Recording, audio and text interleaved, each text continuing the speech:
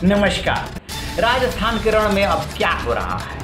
क्या राजनीति वहां की करवट ले रही है? परिस्थितियां मुख्यमंत्री अशोक गहलोत के हाथ से निकल रही है? जादूगर का जादू का असर कुछ कम हुआ है क्या? जैसे ही राज्यपाल कलराज मिश्र ने विधानसभा का सत्र 14 अगस्त से आहूत करने की मंजूरी दी, वैसे ही अचानक वहां पे परिस्थितियां थोड़ी बदलने लगी है और खलबली मच गई है गहलोत के में। पहले उनका बयान आया कि अब रेट बढ़ गए हैं, अब अनलिमिटेड रेट हो गया है। पहले 25 CR तक था, अब अनलिमिटेड हो गया है। इसके बाद अब उनका बयान ये आ रहा है कि उन्होंने ये बोला है कि क्या बीजेपी ने जब टीडीपी के 4 राज्यसभा सदस्यों का मर्जर कराया था वो जायज़ था, और कांग्रेस ने 6 बीएसपी विधायकों का मर्जर कराया वो नाजायज़ हो गया। कहाँ गया बीजेपी के चाल चरित्र और चेहरा? सवाल तो वो सही उठा रहे हैं कि आप जो कर रहे हैं वो सब ठीक है और हमने वही काम किया तो गलत हो गया। ये सवाल तो उनका जायज़ है। लेकिन अचानक फेयरमाउंट जो होटल है जयपुर से, वो विधायकों को जैसलमेर ले जाने का डिसीजन हुआ और फिर विधायक जो है जैसलमेर ले जाए गए। ऐसा क्या हुआ कि जयपुर जैसे खूबसूरत शहर से जो है जैसलमेर ले जाने की ज़रूरत पड़ रही? कहीं कुछ गड़बड़ है क्या? जो परिवार के लोगों से विधायक परिवार मिल रहे थे उसमें कुछ मैसेज पास ऑन हुआ है, फिलर भेजे गए हैं, उसका कुछ असर दिखने लगा है। देखिए, राजनीति में कुछ भी असंभव नहीं है। 2-3 बातें ऐसी है जो इस बात को तस्दीक कर रही। सबसे पहले तो अशोक गहलोत ने इस बात को बोली कि रेट अब जो है अनलिमिटेड हो गया है। इसका मतलब कहीं से उनको जानकारी मिली, एक बात।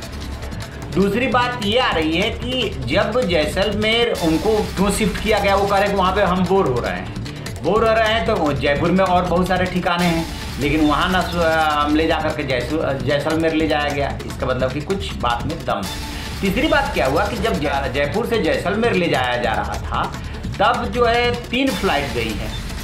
पहली वाली में जो मीडिया रिपोर्ट है उसके मुताबिक 54 MLA गए हैं, दूसरी में 6 गए हैं और तीसरी में जो है 37।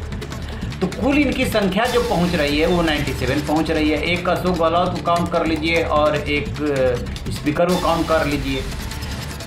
तो अब ये सवाल उठ रहा है कि संख्या कुछ गड़बड़ हुई है जिसकी वजह से अशोक गहलोत खेमा परेशान है, और अब उन्हें ये समझ में नहीं आ रहा है कि अब इसको बैलेंस कैसे किया जाए। राज्यपाल ने तो अनुमति दे दी और अब हमने सत्र भी आहूत कर लिया।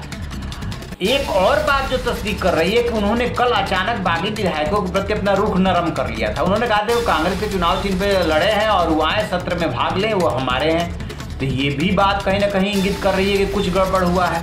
और जो चौथा फैक्टर काम कर रहा है उसमें 6 BSP MLA वाला फैक्टर काम कर रहा है।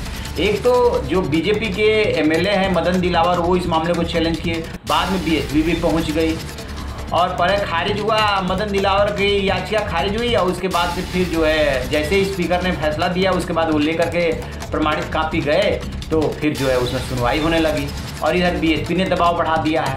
तो अशोक गहलोत खेमा अब डर गया और उसे इस बात का पूरा यकीन हो चला है कि अब उसका जो बहुमत है, पहले कभी 109, कभी 107, कभी 102 इस तरीके के विधायकों के समर्थन का दावा किया गया है, लेकिन हकीकत में यदि ये 97 की जो गिनती आ रही है और 1-2 और ही जोड़ लेते हैं जैसा कि अशोक गहलोत और सीपी जोशी को काउंट करने की बात की, तो अब उनकी जो संख्या 100 के आसपास सिमट रही है। यही वजह है कि गहलोत खेमे में खलबली है।